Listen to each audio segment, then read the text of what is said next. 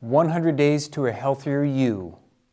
That's the program we're running in 2014 in my office for my patients starting on February 3rd. We wanted to stay away from January. We know that the holidays gets a little confusing and so forth, and those New Year's resolutions that hit on January 1, we wanted to skip that and start in February. You can do this program at home on your own. You don't have to be a patient in my office. You don't need anything from my office. We're just suggesting that you spend the next 100 days, starting on February 3rd, to make improvements in your health. So why did I pick 100 days? Well, next time I'm going to pick 365 days, so you're getting off easy, or maybe 1,000 days. The point is we all look, and when it comes to our health, or our bodies, or our lives, or our relationships, or our money, or our whatever it is, we want quantum leaps, right? Everybody wants everything today, or get better tomorrow, or whatever it is. Part of the lesson here is it takes time to build health into our lives. It takes time to get anything that we want that's valuable in our lives. Taking investing as an example, if you save $10 a day, that's easy to do, but it's also easy not to do.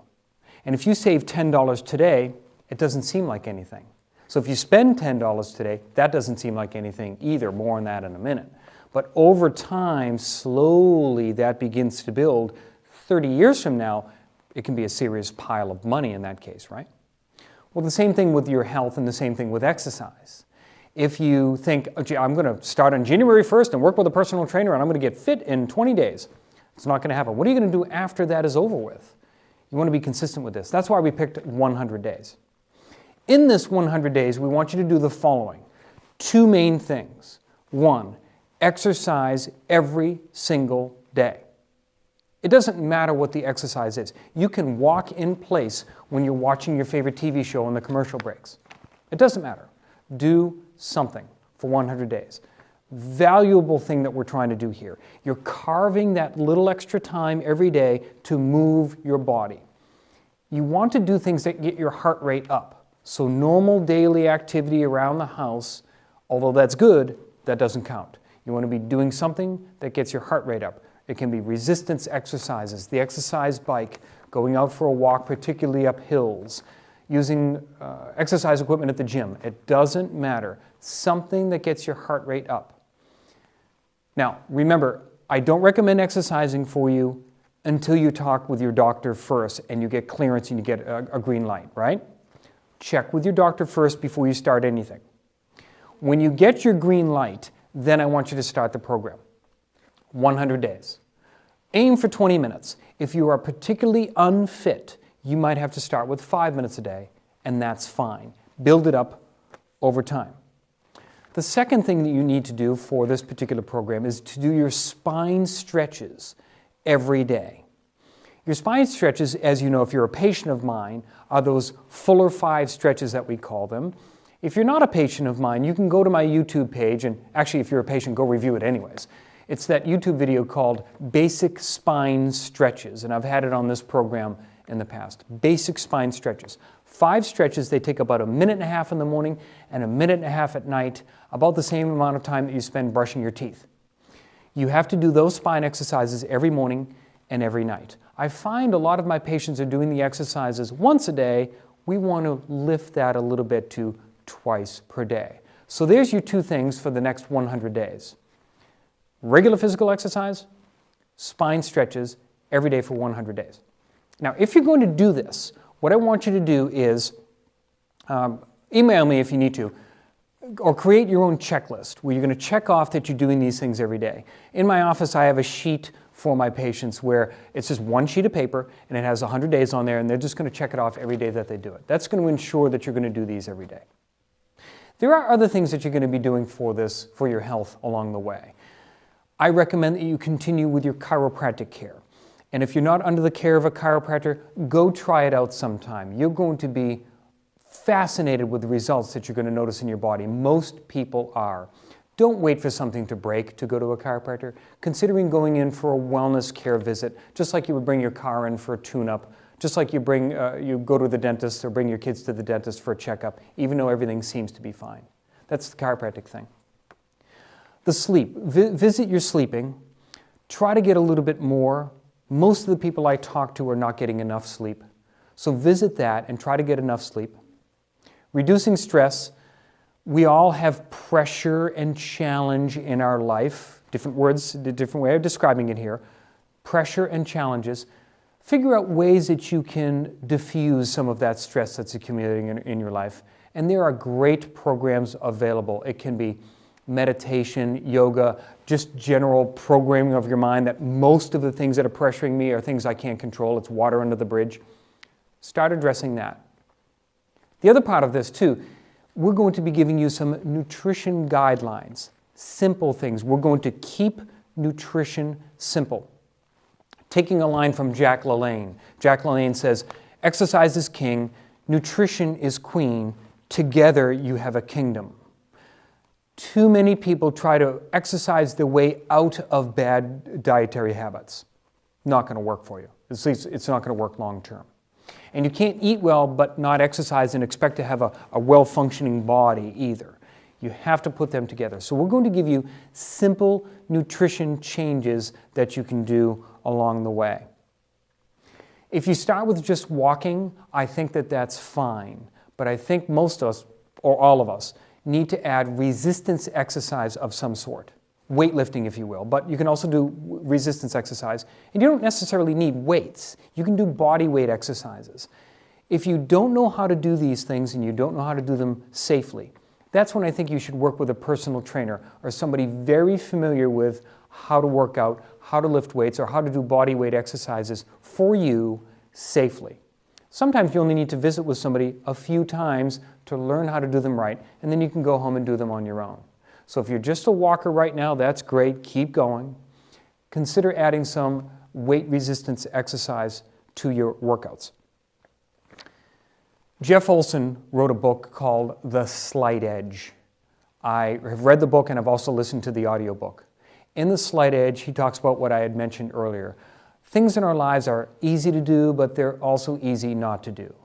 It's easy to walk past the exercise bike that you might have at home, but it's also easy to hop on it and pedal the pedals for 15 or 20 minutes. You have to make those small, seemingly insignificant changes each day to get to the goals that you want, hence our 100 Days to a Healthier You. Don't pass that exercise bike any longer. Now we're encouraging you to hop on it and pedal the bike for 5, 10, 15, 20 minutes, whatever it is. So start doing these slight changes. It's like saving that $10 a day, right?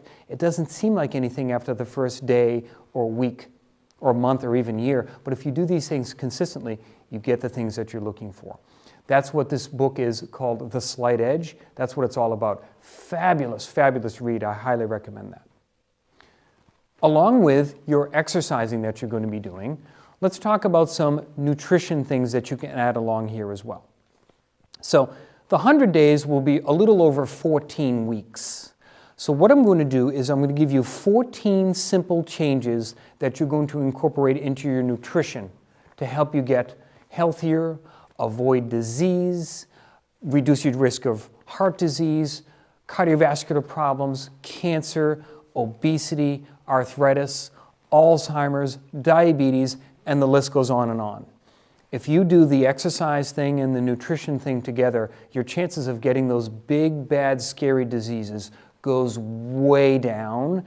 And as a reminder, our own CDC has said 75% of our healthcare spending is spent on diseases we can prevent. That is 75% of $3 trillion, or $2.25 trillion per year, is spent on things that we can prevent. So let's start preventing that now with these activities. 14 things. Get a sheet of paper, take some notes. If you're a patient of mine, you'll be getting this in my office. So take some notes. Number one, understand that most of the problems that we have in this country right now are avoidable with nutrition changes. I want you to think about this during week 1.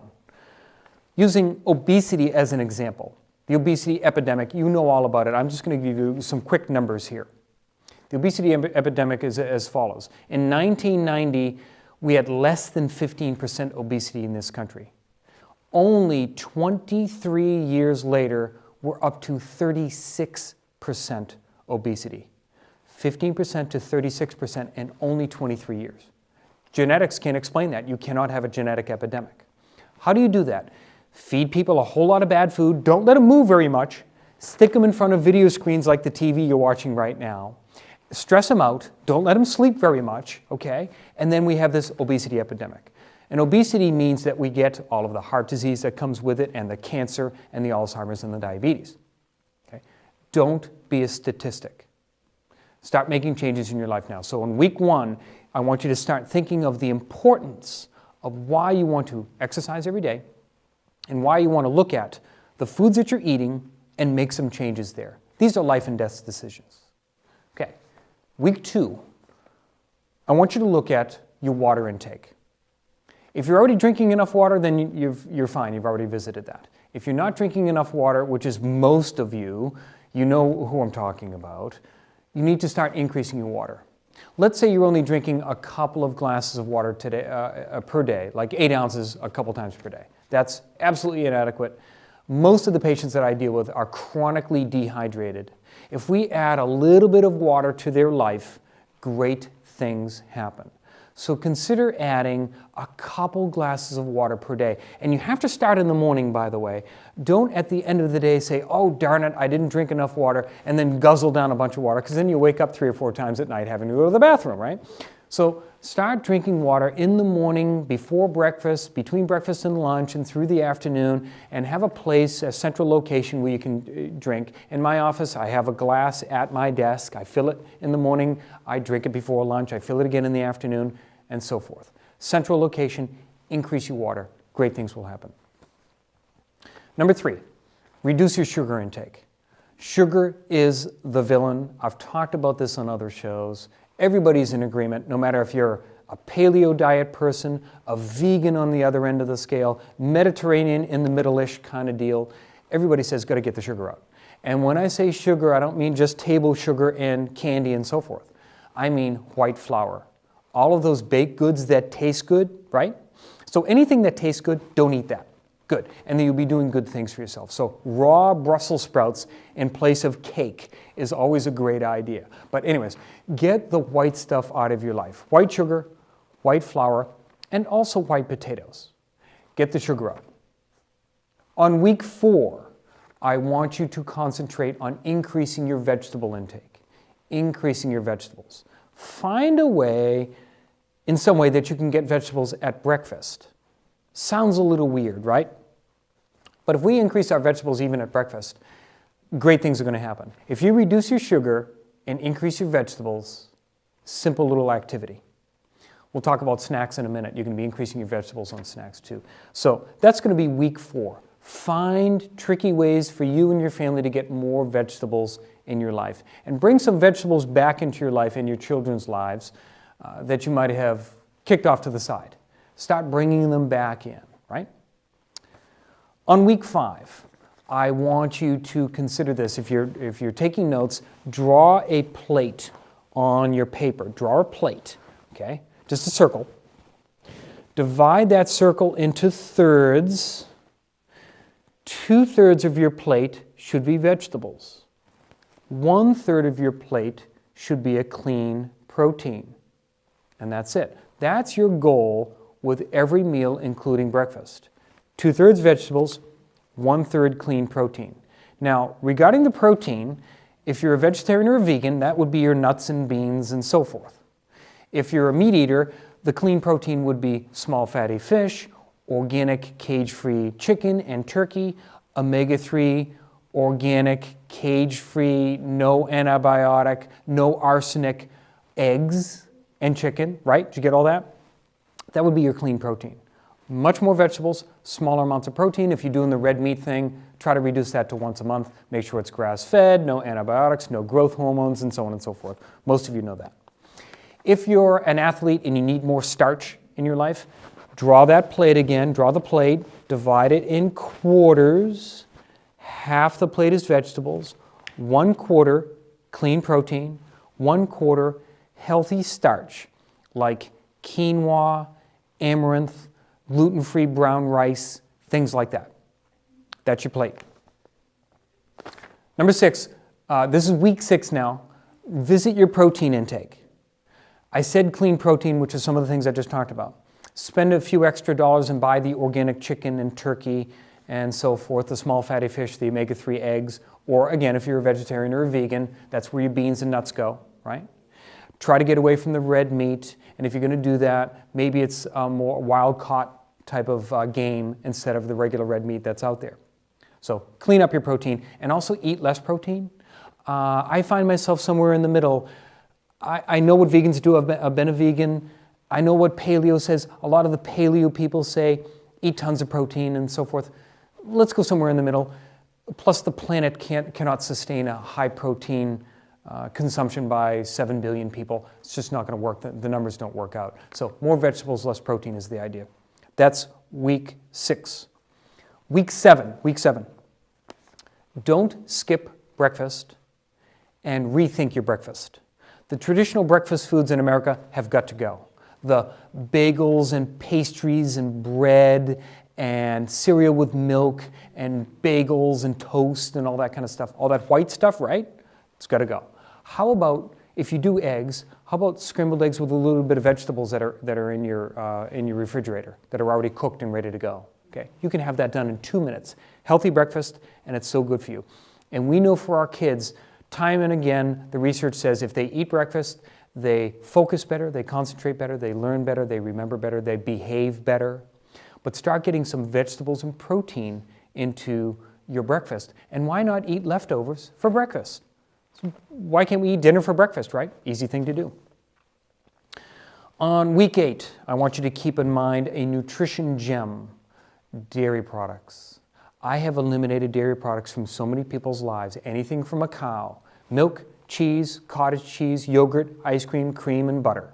Anything from a cow when they have particular symptoms such as allergies, seasonal allergies, asthma, respiratory problems, chronic sinus problems and infections, skin trouble like eczema and psoriasis, and so forth, ear infections in kids, colic in kids, and so on. With all of those symptoms, knocking out dairy has done wonderful things, and go to my website and read the testimonials on doing that. Try that for a couple of months, see what happens. So that's week 8. Consider knocking out the dairy if you have some of those symptoms. Week 9, some people benefit from what we call a gluten-free, dairy-free diet, or casein. Casein is the protein in dairy products. We call it GFCF for short. No gluten, no dairy. Sometimes with autoimmune diseases this works. Do not do this unless you're under the consult of a doctor that can work with you, particularly if you're taking medications for these problems. Do not do this until you talk to your doctor. Go to my website, read the testimonial from Cynthia on her hypothyroid condition. She knocked out gluten and dairy. Now, she had 60 pounds she could not lose. She already had a great diet, plenty of exercise, super happy, really pleasant person. Needle wouldn't budge. 60 pounds she wouldn't lose, diagnosed hypothyroid condition. In 6 months, on a gluten-free, dairy-free diet, 60 pounds melted off her body, and now her thyroid is functioning normally. Interesting. Take a look at that. Week 10, visit this. Fruit is okay, juice is not. Fruit, like an apple, is good. Is there sugar in an apple? Sure. How much? Not much. Plus, that sugar is tempered by the fiber in the apple. An orange is fine. Orange juice is bad. Get the juice out of your life. It's all sugar. Week 11, break your soda habit. Many people drink soda, and many people drink diet soda. Diet soda is worse. If you knock off the letter T, you're left with the word die. So that should tell you what you'll be doing if you drink diet stuff. Okay? There's products in there called excitotoxins. Go look it up sometime. Look at Dr. Russell Blaylock's work, Excitotoxins, The Taste That Kills. Got to get rid of soda. Here's what my brother says. Take some club soda, water with bubbles, add a couple ounces of 100% pomegranate juice, drink that, totally cool. Now I know I said I don't drink any juice, but this isn't that much juice, plus it's pomegranate, one of the best. Drink that, you'll totally break your soda habit. And if you want, squeeze in some lemon or lime in there too. Most refreshing drink. I've taken hardcore soda drinkers, broken their habit with that little replacement. Pretty cool stuff. Get the soda's got to go. On week 12, visit your snacks. Start changing snacks to healthier snacks. Chips, gotta go. Have an apple instead. Apple's a good snack. Cakes and crackers and candy and all that stuff that we all want to eat, they gotta go. How about some vegetables and dip? Start looking at your snacks. I know of a very large company that has Cake Day. Cake Day? I made a joke to somebody. I said, why don't they have vegetables and homemade dip day? I wonder if that will be popular. We should have that, but anyways. Revisit your snacks. Week 13, no snacks before bed. Get the snacking before bed out of there. No more mindless eating. And this is week 14 now. Week 14, your 14th tip to help you with this program is no mindless eating in front of the TV. So if you're watching my show right now and you're eating, stop it. No snacking in front of the TV and the computer and so forth. We call it mindless eating because you'll just simply eat more and you'll eat bad things. No snacks before bed and no mindless eating. With this program, 100 Days to a Healthier You, you're going to combine exercises and spine exercises, simple nutrition changes. Let us know how you're doing. I'm Dr. Scott Fuller. Join me again.